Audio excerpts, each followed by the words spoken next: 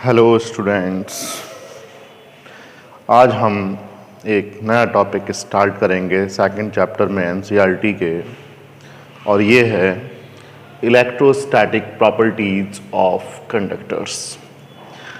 छोटी क्लासेस में हम कंडक्टर्स और इंसुलेटर्स के बारे में पढ़ते थे। कंडक्टर्स के बारे में हम पढ़ते थे, कंडक्टर एक ऐसा मटेरियल होता है जो अपने अंदर इलेक्ट्रिक करंट को पास होने के लिए अलाउ करता है, या कहें इलेक्ट्रिक चार्ज उसमें से आसानी से फ्लो कर सकते हैं, तो वो इलेक्ट्रिक कंडक्टर है। जबकि इंसुलेटर एक ऐसा मटेरियल होता है जो इलेक्ट्रिक करंट को अलाउ नहीं करता है पास होने के लिए। ठीक, और छोटी क्लासेस में हम ये पढ़ चुके हैं। प्रैक्टिकल कराए जाते थे बच्चों को कि ये कंडक्टिंग मटेरियल का बना हुआ है, तो ये सेल लगाया, बल्ब जल गया, और अगर हमने कोई इंसुलेटर मटेरियल लगाया और स्विच को ऑन किया, बल्ब नहीं जला। तो ये बहुत 6th-7th स्टैंडर्ड में पढ़ाया जाता। हम यहाँ पढ़ रहे हैं इलेक्ट्रोस्टैटिक प्रॉपर्टीज ऑफ कंडक्टर्स। कुछ प्रॉपर्टीज हैं इलेक्ट्रोस्टैटिक कंडक्टर्स के लिए, एक एक करके हम उसके सारे पॉइंट्स यहाँ पर डिस्कस करेंगे। क्या है? सबसे पहली प्रॉपर्टी है किसी भी कंडक्टर की कि फर्स्ट प्रॉपर्टी अगर हम डिस्कस करें कि कंडक्टर के अंदर इलेक्ट्रिक फील्ड ज़ीरो होती है। अगर हम किसी कंडक्टर को चार्ज दे दें, जैसे मान लीजिए एक कंडक्टर है हमारे पास, यहाँ कंडक्टर सॉलिड कंडक्टर की बात हो रही है, जैसे कोई इलेक्ट्रोलाइट या कोई लिक्विड कंडक्टर की बात नहीं, सॉलिड कंडक्टर की। ठीक है, तो एक कंडक्टर है और इस कंडक्टर को हमने पॉजिटिव चार्ज दिया, तो जो भी चार्ज हम कंडक्टर को देते हैं वो चार्ज इस कंडक्टर की सरफेस पर यूनिफॉर्मली डिस्ट्रीब्यूट हो जाता है। इसके अंदर चार्ज नहीं आता कहीं भी, और जब अंदर चार्ज नहीं है तो अंदर इलेक्ट्रिक फील्ड इसकी ज़ीरो रहती है। ठीक है, तो अगर हम किसी कंडक्टर को चार्ज दे भी रहे हैं तो भी कंडक्टर के अंदर इलेक्ट्रिक फील्ड ज़ीरो होती है। अच्छा, अगर हम किसी कंडक्टर को एक्सटर्नल इलेक्ट्रिक फील्ड में रख दें तब क्या होगा? जरा एक्सटर्नल इलेक्ट्रिक फील्ड की भी बात देख लें। मान लीजिए एक हमारे पास प्लेट है, इस प्लेट को हमने पॉजिटिव चार्ज दिया, इसके बराबर में हमने एक और प्लेट रख दी। इंडक्शन हम पढ़ चुके हैं, इलेक्ट्रोस्टैटिक इंडक्शन, उसकी वजह से इनर प्लेट पर ये नेगेटिव चार्ज आ गया, आउटर प्लेट पर पॉजिटिव चार्ज आया होगा इसकी आउटर सरफेस पर, इसको हमने ग्राउंड कर दिया। इस कॉम्बिनेशन को कैपेसिटर बोलते हैं, हम आगे पढ़ेंगे। लेकिन फिलहाल हम ये समझ लीजिए कि ये जो दो प्लेट्स हैं, इस पर पॉजिटिव चार्ज आया, इस पर नेगेटिव चार्ज है, तो अंदर एक इलेक्ट्रिक फील्ड होगा। इस इलेक्ट्रिक फील्ड को हमने कह दिया ई एक्सटर्नल। ठीक है, अब इस इलेक्ट्रिक फील्ड में मान लीजिए कोई कंडक्टर हमने रख दिया।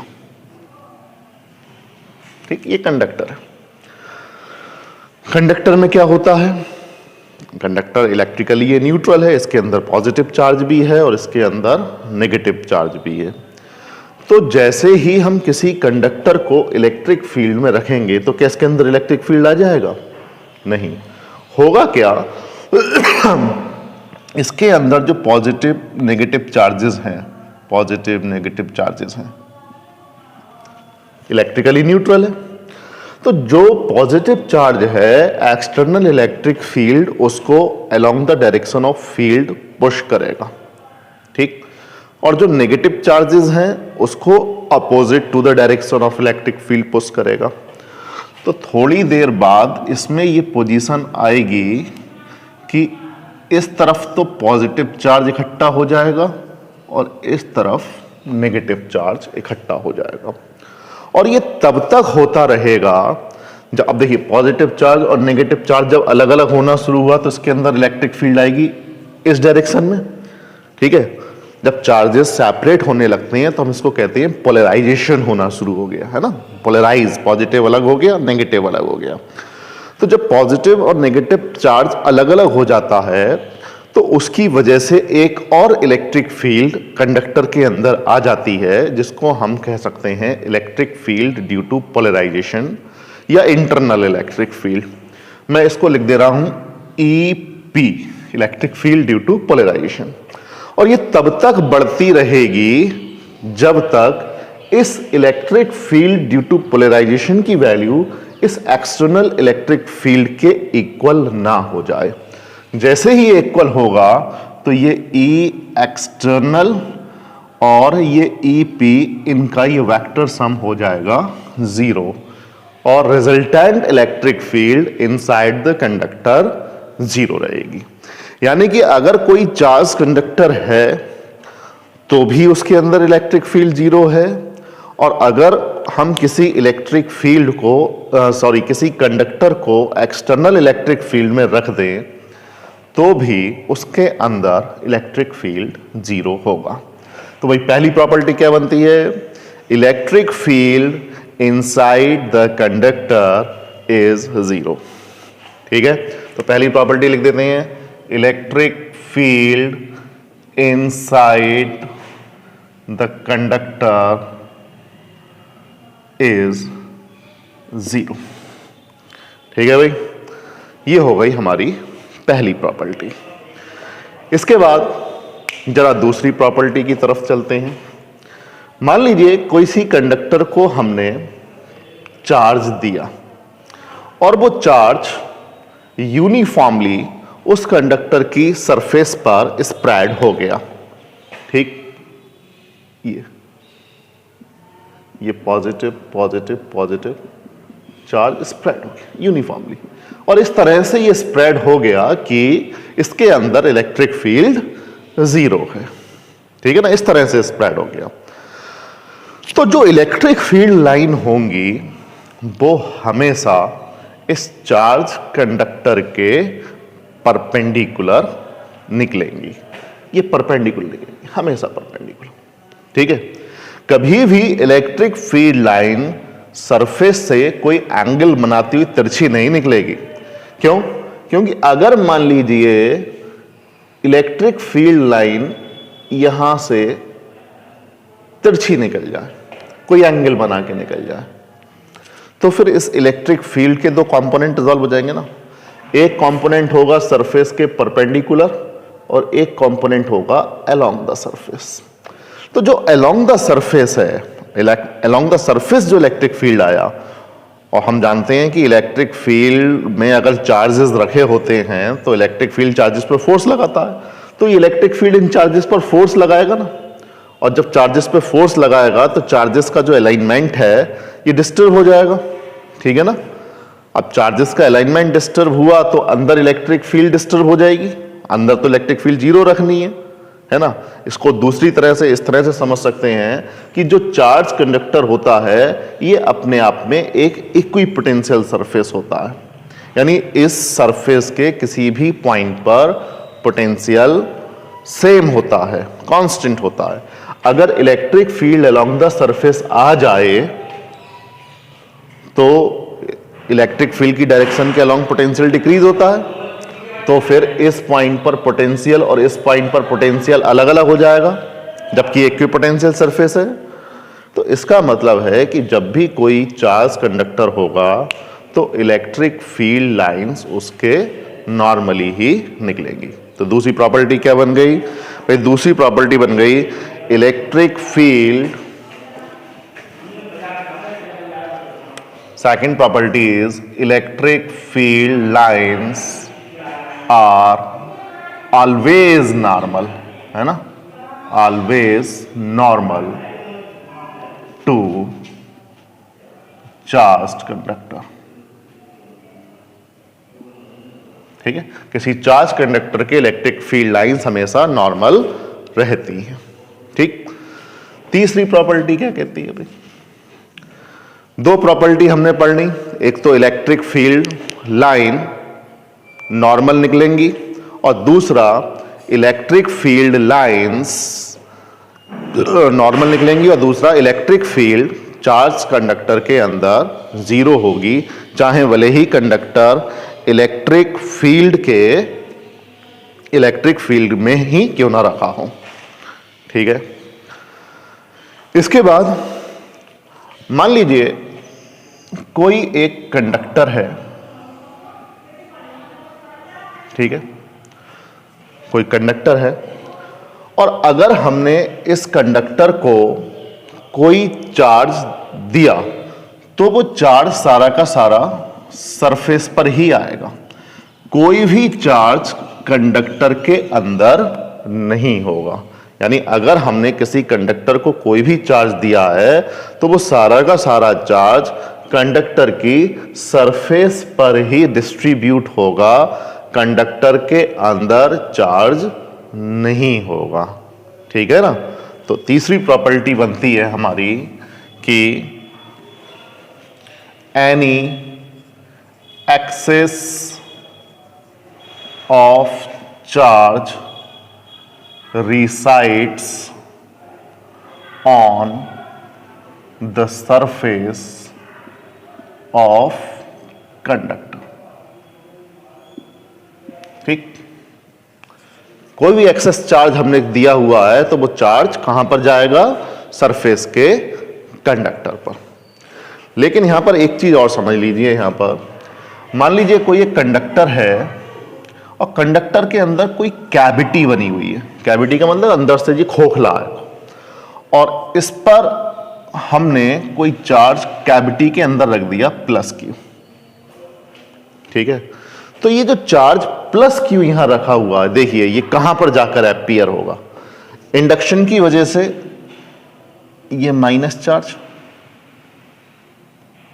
ठीक है, इंडक्शन की वजह से कैविटी की इनर सरफेस पर माइनस चार्ज और पॉजिटिव चार्ज आउटसाइड सरफेस पर। लेकिन प्रॉपर्टी क्या कहती है, any excess of charge resides on the surface of conductor, यानी जो पॉजिटिव चार्ज यहां आएगा वो यहां नहीं दिखाई देगा, वो कहां जाएगा, सरफेस पर। तो ये एक्सेस चार्ज कहां चला जाएगा, सरफेस पर। ठीक है ना। तो any excess of charge resides on the surface of conductor, क्योंकि कंडक्टर के अंदर इलेक्ट्रिक फील्ड जीरो है। पहली प्रॉपर्टी देखिए, electric field inside the conductor is zero. तो ये चार्ज जो हमने कैविटी के अंदर रखा हुआ है, इसके इंडक्शन की वजह से कैविटी के इनर सरफेस पर नेगेटिव चार्ज आया, और जो आउटसाइड पॉजिटिव चार्ज गया वो कहां चला जाएगा, सरफेस पर। ठीक है, यानी इलेक्ट्रिक फील्ड कंडक्टर में ये जीरो ही होगी। हाँ, यहां इलेक्ट्रिक फील्ड हो सकती है इस चार्ज की वजह से, ये इलेक्ट्रिक फील्ड हो सकती है। ठीक, क्योंकि चार्ज रख दिया ना, अब चार्ज रख दिया तो हो सकती है। ठीक, अगला पॉइंट, नेक्स्ट पॉइंट है कि अगर कोई एक चार्ज कंडक्टर है तो वो चार्ज कंडक्टर एक इक्विपोटेंशियल सरफेस की तरह बिहेव करता है। ठीक है, तो फोर्थ प्रॉपर्टी इज कि जब भी कोई एक चार्ज कंडक्टर होगा तो वो चार्ज कंडक्टर के सरफेस पर पोटेंशियल कांस्टेंट होगा, उसके सरफेस पर और उसके अंदर किसी भी पॉइंट पर। देखिए, मान लीजिए एक कंडक्टर है, इस पर हमने कोई चार्ज दिया हुआ है और इसके सरफेस पर मान लीजिए 10 वोल्ट का पोटेंशियल है। ठीक है, तो ये 10 वोल्ट इसके किसी भी पॉइंट पर पोटेंशियल होगा, और अगर मैं पूछूं कि इसके सेंटर पर कितना पोटेंशियल होगा तो आप कहेंगे 10 वोल्ट ही। ऐसा किस लिए, इसको भी समझ लो।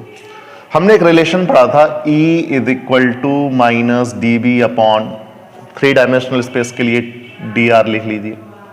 ठीक, electric field inside the conductor is zero, ये हम पढ़ चुके हैं। तो जब इलेक्ट्रिक फील्ड कंडक्टर के अंदर जीरो है तो E is equal to zero minus D V upon D R, then minus D V is equal to zero और V is equal to constant. ठीक, ठीक है, इसका क्या मतलब हुआ कि अगर कोई एक चार्ज कंडक्टर है तो उस चार्ज कंडक्टर के सरफेस पर किसी भी पॉइंट पर और उसके अंदर भी किसी भी पॉइंट पर पोटेंशियल सेम रहता है, या ये इक्विपोटेंशियल सरफेस की तरह बिहेव करता है। ठीक, तो नेक्स्ट प्रॉपर्टी क्या बन गई? Potential remains constant on the conductor and with in the conductor, with in the conductor.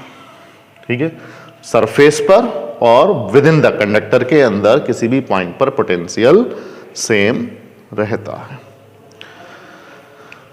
एक और चीज देखते हैं कि जो चार्ज कंडक्टर के जस्ट आउटसाइड इलेक्ट्रिक फील्ड होती है वो किस फैक्टर्स पर डिपेंड करती है, किन किन फैक्टर्स पर डिपेंड करती है, और वो इलेक्ट्रिक फील्ड कितनी होती है।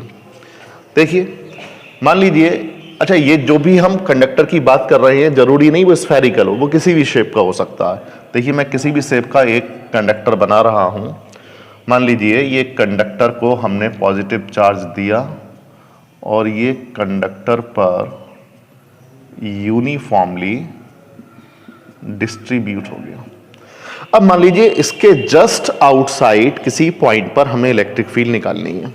मान लीजिए मुझे इलेक्ट्रिक फील्ड निकालनी है इस पॉइंट पर, जस्ट आउटसाइड, और इलेक्ट्रिक फील्ड निकालने के लिए मैं गॉसेस थ्योरम का यूज करना है, और गॉसेस थ्योरम लगता है क्लोज सरफेस के लिए। तो हमने क्या किया, इस पॉइंट के अराउंड एक छोटा सा एलिमेंट कंसीडर किया और विद इन द कंडक्टर एक हमने सिलेंड्रिकल गॉसियन सरफेस बना लिया। तो इसमें जो प्लेन सरफेस है सिलेंड्रिकल गॉसियन सरफेस का, उसमें पहला प्लेन सरफेस तो जस्ट आउटसाइड द सरफेस है और दूसरा plane surface just inside the surface है। ठीक है, अब चार्ज कहां पर है? चार्ज यहां पर है, चार्ज ये रहा, ये रहा। तो इस चार्ज की वजह से इलेक्ट्रिक फील्ड, अभी हमने कहा कि कंडक्टर के नॉर्मली निकलती है, तो यहां से ये इलेक्ट्रिक फील्ड ये नॉर्मली निकलने लगी। लेकिन अंदर तो इलेक्ट्रिक फील्ड है नहीं, यहां तो जीरो है, तो यहां से तो फ्लक्स नहीं पास होगा। जो भी फ्लक्स पास होगा वो इस वाले सरफेस से पास होगा। ठीक है ना, तो प्लेन सरफेस पे अगर नॉर्मल ड्रॉ कर दिया जाए तो ये बनेगा, और सॉरी कर्व सरफेस पे नॉर्मल ड्रॉ कर दिया जाए तो इस तरफ बनेगा, और प्लेन सरफेस पर इस तरफ बनेगा। जबकि इलेक्ट्रिक फील्ड की डायरेक्शन आउटवर्ड है, तो जो कर्व सरफेस है सिलेंडर का उससे कोई फ्लक्स पास नहीं हो रहा। क्यों नहीं हो रहा? देखिए, ये है सिलेंडर, ये कर्व सरफेस पे आपने नॉर्मल ड्रॉ किया, जबकि इलेक्ट्रिक फील्ड ये है, तो ये 90 डिग्री का एंगल बन गया। तो कर्व सरफेस से कोई फ्लक्स पास नहीं हुआ, इस वाले सरफेस से कोई फ्लक्स पास नहीं हुआ। क्यों? क्योंकि ये कंडक्टर के अंदर है, केवल यही सरफेस एक कंडक्टर के बाहर है। अगर हम इसका सरफेस एरिया ds कंसीडर कर लें तो इस टोटल गॉसियन सरफेस से जो फ्लक्स पास होगा वो कितना होगा? E dot ds। ठीक है, ये होगा, ये इस वाले प्लेन से, नीचे वाले प्लेन से जीरो और कर्व सरफेस से जीरो। तो ये भाई टोटल फ्लक्स होगा जो पास हो रहा है होल गॉसियन सरफेस से, और E और ds के बीच एंगल 0 डिग्री का है, तो भाई phi E is equal to E ds। इतना फ्लक्स पास हो रहा है। अब गॉसेस थ्योरम यूज कर लेते हैं। गॉसेस थ्योरम क्या कहती है कि क्लोज सरफेस के अंदर जितना भी नेट चार्ज होगा उस नेट चार्ज के 1/ε0 टाइम्स फ्लक्स होगा। तो अब नेट चार्ज कैसे निकालेंगे? भाई देखो, यहां पर है चार्ज, है ना, ये, और हमने सरफेस एरिया कितना कंसीडर किया हुआ है? ds। मान लीजिए इसकी सरफेस चार्ज डेंसिटी सिग्मा है। सरफेस चार्ज डेंसिटी का मतलब charge per unit surface area. तो charge per unit surface area sigma, तो ds सरफेस एरिया पर कितना चार्ज? Sigma ds। ठीक है ना, तो चार्ज हो गया भाई सिग्मा ds अपॉन ε0। ये गॉसेस थ्योरम यूज हो गई, net charge upon ε0 is equal to E ds। देखिए भाई ds से ds कैंसिल हो गया, तो E is equal to sigma upon ε0। ठीक, यानी किसी भी चार्ज कंडक्टर के जस्ट आउटसाइड जो इलेक्ट्रिक फील्ड होती है वो सिग्मा के डायरेक्टली प्रोपोर्शनल होती है, और E is equal to sigma upon ε0 होता है। अगर इस डायरेक्शन में कोई एक unit vector n cap consider कर लो, तो वेक्टर E और आगे ये एन कैप लगा दो, ये वेक्टर फॉर्म हो जाती है। सीबीएसई बोर्ड एग्जाम में ये क्वेश्चन कई बार पूछा जा चुका है, कई बार, बहुत इंपॉर्टेंट है बोर्ड एग्जाम के लिए। इसको आप अच्छी तरह से समझ लीजिए, निकाल के देख लीजिए, ठीक है। इसके बाद अभी हम एक टॉपिक और समझ लेते हैं साथ ही साथ, electrostatic shielding. Electrostatic shielding, electrostatic shielding में हम पढ़ चुके हैं कि जब भी कोई एक कंडक्टर है और कंडक्टर के अंदर कोई कैविटी बनी हुई है, तो कैविटी के अंदर इलेक्ट्रिक फील्ड जीरो होता है। तो अगर हमें किसी इलेक्ट्रॉनिक कंपोनेंट को इलेक्ट्रिक फील्ड से बचाना होता है तो हम उसको एक कैविटी के अंदर रख देते हैं, ठीक है। इससे क्या होता है कि अगर कोई बाहर इलेक्ट्रिक फील्ड है तो इस कैविटी के अंदर इलेक्ट्रिक फील्ड नहीं होगी और ये हमारी डिवाइस या कोई कंपोनेंट है ये इलेक्ट्रिक फील्ड से बच जाएगा, ठीक है। तो किसी भी रीजन को इलेक्ट्रिक फील्ड से फ्री बनाने के प्रोसेस को इलेक्ट्रोस्टैटिक शील्डिंग कहते हैं। और ये इस फिनोमिनन पे डिपेंड होता है कि किसी भी कंडक्टर के अंदर एक अगर हॉलो स्पेस है तो उस हॉलो स्पेस के अंदर इलेक्ट्रिक फील्ड जीरो होती है। ये है इलेक्ट्रोस्टैटिक शील्डिंग। आज आप इतना कर लीजिए, इसके नोट्स कंप्लीट कर लीजिए। आगे फिर हम अगले वीडियो में चर्चा करेंगे electrical capacitance of the conductor की, और फिर उसके बाद डाइलेक्ट्रिक्स के बारे में पढ़ेंगे। आज के लिए इतना ही।